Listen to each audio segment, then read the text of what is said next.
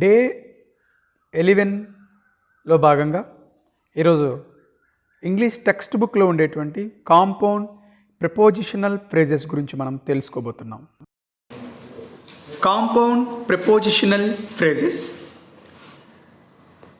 10th class English text బుక్లో ఉన్నటువంటి ఈ కాంపౌండ్ ప్రిపోజిషనల్ ఫ్రేజెస్ గురించి ఇప్పుడు మనం తెలుసుకుందాం.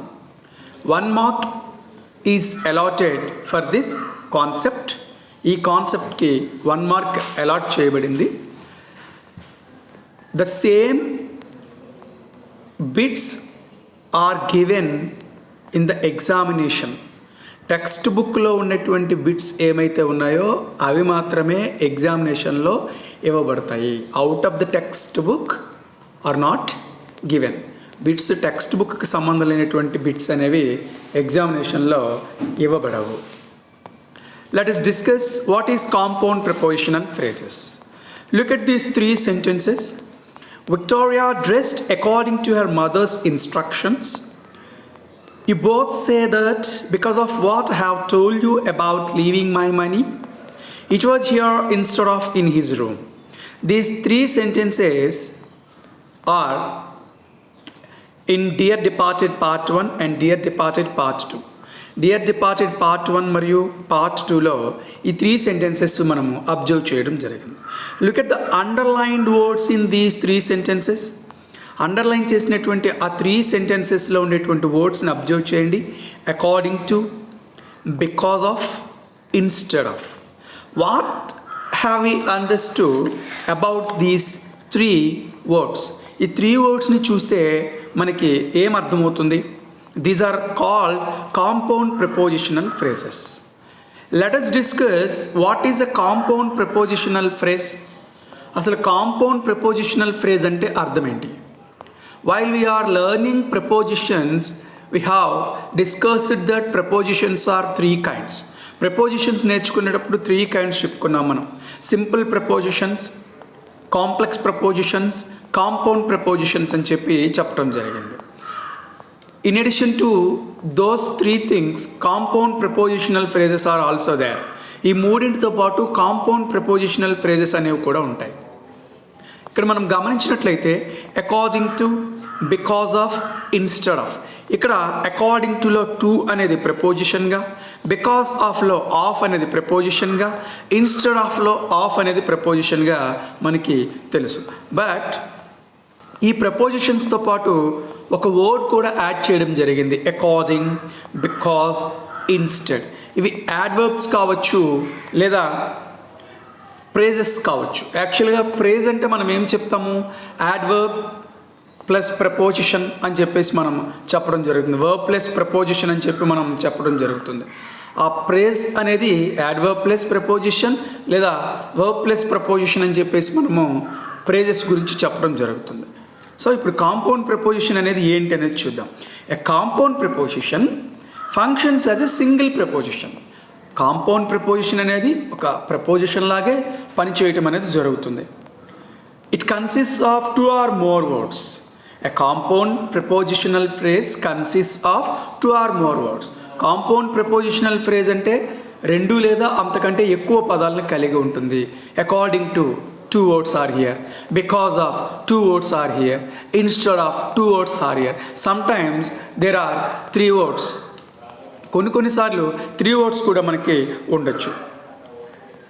They look like an adverb and a preposition. Compound prepositional phrase looks like an adverb and a preposition. Compound prepositional phrase అనేది adverb మరియు prepositions-ని కలిగి ఉంటుంది. ఆర్ అనదర్ ప్రపోజిషనల్ ఫ్రేజ్ లేదా దాన్ని అనదర్ ప్రపోజిషనల్ ఫ్రేజ్ అని కూడా మనము చెప్పచ్చు. If you observe some compound prepositional phrases are given here. Along with means together with, కలిపి అని అర్థం. ఆన్ అకౌంట్ ఆఫ్ అంటే బికాస్ ఆఫ్, ఆ సందర్భముగా అని అర్థం. By means of, through the agency of అంటే ద్వారా, వలన అని చెప్పేసి మనము అర్థం చెప్పచ్చు. అపార్ట్ ఫ్రమ్, సెపరేట్ ఫ్రమ్, వేరు చేయబడిన అని అర్థం. Ahead of, earlier than somebody or something. Earlier than somebody, ఒకరికంటే ముందు లేదా ఒక విషయం కంటే ముందు అని అర్థం చెప్పచ్చు ఎహెడ్ ఆఫ్ అంటే. In front of, located before. In front of means located before, ముందున్నది, ముందుగా ఉన్నది అని అర్థం. In place of, as a substitute for. In place of means as a substitute for, బదులుగా అని చెప్పి అర్థం. In spite of, in spite of, disregarding the difficulty. In spite of means disregarding the difficulty, అయినప్పటికీ అని అర్థం. In spite of means అయినప్పటికీ అని అర్థం. These are all compound prepositional phrases. Some words contain 2 and some words contain more than 3. కొన్ని 2 పదాలుగా కనిపిస్తున్నాయి, కొన్ని 2 కంటే ఎక్కువ పదాలుగా కనిపిస్తున్నాయి. అలాంగ్ విత్ అంటే కలిపి అని అర్థం. ఆన్ అకౌంట్ ఆఫ్ అంటే ఆ సందర్భముగా అని అర్థం. బై మీన్స్ ఆఫ్ అంటే ద్వారా అని అర్థం. అపార్ట్ ఫ్రమ్ అంటే వేరు చేయబడిన అని అర్థం. ఎహెడ్ ఆఫ్ అంటే ముందుగా ఉన్నది అని అర్థం. ఇన్ ఫ్రంట్ ఆఫ్ అంటే ఎదురుగా అని అర్థం. ఇన్ ప్లేస్ ఆఫ్ అంటే బదులుగా అని అర్థం. ఇన్ స్పైట్ ఆఫ్ అంటే అయినప్పటికీ అని అర్థం. In case of means in the event of. In case of means in the event of, ఒకవేళ అని అర్థం. By way of, by way of, via, మీదుగా. By way of means via, మీదుగా అని అర్థం. Due to, it also means on account of. Due to అన్న on account of అని చెప్పేసి చెప్పచ్చు, ఆ సందర్భముగా అని అర్థం. For the sake of, for the sake of means for the good of, అంటే నిమిత్తము, ఒకరి కోసము అని చెప్పేసి మనం చెప్తాం, నిమిత్తము అని అర్థం. In addition to, added to. In addition to means added to, అదనముగా అని అర్థం. In addition to means added to, అదనముగా అని అర్థం. In accordance with, in accordance with. In agreement with, ఒప్పందం ప్రకారం, అనుసారం ప్రకారం అని చెప్పేసి అర్థం. ఇన్ కేస్ ఆఫ్ మీన్స్ ఒకవేళ. బై వే ఆఫ్ మీన్స్ మీదుగా అని అర్థం. డ్యూ టు ఆ సందర్భముగా అని అర్థం. ఫర్ ద సేక్ ఆఫ్ నిమిత్తము అని అర్థం. ఇన్ ఎడిషన్ టు అదనముగా అని అర్థం. ఇన్ అకార్డెన్స్ విత్ అంగీకారం ప్రకారం, ఒప్పందం ప్రకారం, అనుసరం ప్రకారం అని చెప్పి అర్థం. This is an exercise from our text book. English text బుక్లో కాంపౌండ్ ప్రిపోజిషనల్ ఫ్రేజ్కి సంబంధించినటువంటి ఎక్సర్సైజ్ ఇక్కడ ఇవ్వటం జరిగింది. ఈ ఎక్సర్సైజ్ నుంచి మాత్రమే ఎగ్జామినేషన్లో మనకి క్వశ్చన్ రావటం జరుగుతుంది. Out of the exercise of the text book is not given. Text బుక్ని కాకుండా వేరే ఎక్సర్సైజ్ సంబంధించి మనకి ఇవ్వటం అనేది జరగదు. Here we are asked to fill the blank using the correct compound prepositional phrases.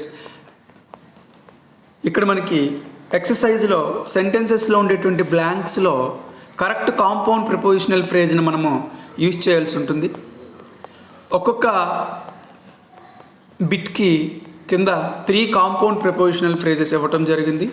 You have to select the correct compound prepositional phrase. Look at the first one.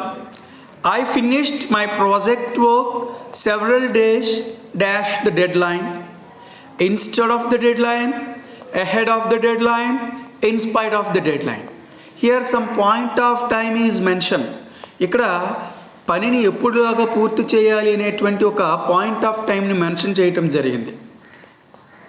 వారు అనుకున్నటువంటి తేదీలోగా ప్రాజెక్ట్ వర్క్ సబ్మిట్ చేయాలి అని ఒక పాయింట్ ఆఫ్ టైంని mention చేశారు కాబట్టి మనము ahead of అనేటువంటి కాంపౌండ్ ప్రిపోజిషనల్ ఫ్రేజ్ని మనము తీసుకోవాలి. I finished my project work several days ahead of the deadline. Second one, Shravani goes to school dash Yamuna daily. Yes, look at the 3 compound prepositional phrases according to, in spite of, along with. As per this context, which compound prepositional phrase is suitable to insert? ఈ context ప్రకారం అంటే ప్రతిరోజు శ్రావణి యమునతో పాటు స్కూల్కి వెళుతుంది అనేటువంటి సందర్భం కాబట్టి ఇక్కడ మనము we have to select the compound prepositional phrase along with అనేటువంటి ప్రిపోజిషనల్ ఫ్రేజ్ని మనం ఇక్కడ సెలెక్ట్ చేయాలి. Shravani goes to school along with Yamuna daily. Look at the third one. My house stands dash all the other houses in the street as it is big in size. The three compound prepositional phrases are given here apart from, in accordance with, in addition to. As per the context, ఇక్కడ సందర్భాన్ని బట్టి మా ఇల్లు మిగిలినటువంటి ఇళ్ళ కంటే వేరుగా పెద్దదిగా ఉంది అని చెప్పి మనము చెప్పాలి. అపార్ట్ ఫ్రమ్ అనేటువంటి కాంపౌండ్ ప్రిపోజిషనల్ ఫ్రేజ్ని మనం ఇక్కడ తీసుకోవాలి. My house stands apart from all the other houses in the street as it is big in size. Look at the fourth one. Madhu got a good job dash his own abilities and skills. In addition to, instead of, by means of. As per the context, we have to select by means of, because Madhu has own abilities and skills, so he got a good job. మధుకి నైపుణ్యము, సహజ శక్తి, సామర్థ్యాలు అనేవి ఉన్నాయి కాబట్టి అతనికి ఉద్యోగం వచ్చింది. దేనివల్ల ఉద్యోగం వచ్చింది? అతని యొక్క ఎబిలిటీస్ మరియు స్కిల్స్ ప్రకారం. కాబట్టి అతని యొక్క ఎబిలిటీస్ మరియు స్కిల్స్ అన్నాం కాబట్టి బై మీన్స్ ఆఫ్ అని చెప్పి మనం ఇక్కడ కాంపౌండ్ ప్రిపోజిషనల్ ఫ్రేజ్ని ఇన్సర్ట్ చేయాలి. Look at the fifth one. She was unable to attend the party dash her marriage engagement in spite of, in addition to, due to. Here the given situation that she could not attend the party due to her marriage engagement. ఆమె యొక్క marriage engagement ఉన్న కారణంతో, due to అనేది కారణంగా, ఆ సందర్భంగా అని అర్థం వస్తుంది. కాబట్టి she was unable to attend the party due to her marriage engagement. Look at the sixth one. Dash fire ring the alarm bell in spite of, in case of, in addition to. Which compound prepositional phrase is needed here? ఏ రకమైనటువంటి compound prepositional ఫ్రేజ్ని మనం ఇక్కడ తీసుకోవాలి?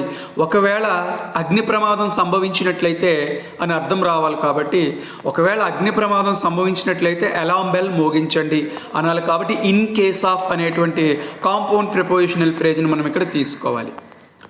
Look at the seventh one.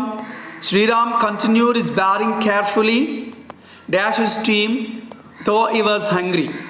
Though Sriram was hungry, he continued batting carefully for the sake of his team. Sriram చాలా ఆకలితో ఉన్నప్పటికీ కూడా తన టీం కోసం అతను బ్యాటింగ్ కంటిన్యూ చేస్తూ ఉన్నాడు. For the sake of, in addition to, in front of. ఇక్కడ కాంటెక్స్ట్కి సరిపోయేది ఫర్ ద సేక్ ఆఫ్, తన టీం కోసము, తన టీం నిమిత్తము అనాలి. కాబట్టి ఫర్ ద సేక్ ఆఫ్ అనేటువంటి కాంపౌండ్ ప్రిపోజిషనల్ ఫ్రేజ్ని మనం ఇక్కడ ఉపయోగించాలి. Look at the eighth one. You should complete your BEd dash your BSc to get a teacher job. In addition to, according to, in spite of. ఇక్కడ we should finish our BEd in addition to our BSc to get a teacher job. ఉపాధ్యాయ వృత్తిని పొందడానికి BSc గ్రాడ్యుయేషన్తో పాటు BEd పూర్తి చేయాలి అని అర్థం. కాబట్టి ఇక్కడ BScకి అదనముగా, కాబట్టి in addition to, it also means besides అని అర్థం వస్తుంది. ఇన్ ఎడిషన్ టు అంటే అదనముగా, BScతో పాటు అదనంగా BEdని చేస్తే టీచర్ వృత్తిలోకి చేరవచ్చు అని చెప్పి అర్థం. ఇక్కడ కాంపౌండ్ ప్రిపోజిషనల్ ఫ్రేజ్ అనేది ఇన్ ఎడిషన్ టు అనేటువంటి కాంపౌండ్ ప్రిపోజిషనల్ ఫ్రేజ్ని మనం తీసుకోవాలి. Ninth one. The physical director of our school selected me dash my friend Ganesh for tomorrow's match. The physical director of our school selected me dash my friend Ganesh for tomorrow's match. In spite of, in place of, ahead of. Which compound prepositional phrase is needed here?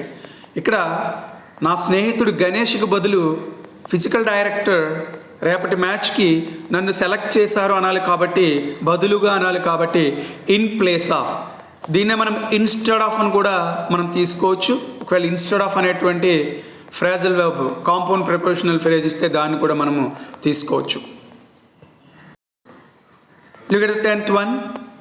Dash is poverty. He completed his PhD in English. Dash is poverty. He completed his PhD in English. In place of, for the sake of, in spite of. You have to select the correct compound prepositional phrases among of these three. ఈ మూడింట్లో correct compound prepositional phrase మనం తీసుకోవాలి. అతను పేదరికాన్ని అనుభవిస్తున్నప్పటికీ ఇంగ్లీష్లో పిహెచ్డిని పూర్తి చేశాడు అనాలి కాబట్టి ఇన్స్పైట్ ఆఫ్ హిస్ పావర్టీ, పేదరికాన్ని అనుభవిస్తున్నప్పటికీ, ఇన్స్పైట్ ఆఫ్ మీన్స్ అయినప్పటికీ అని చెప్పి అర్థం.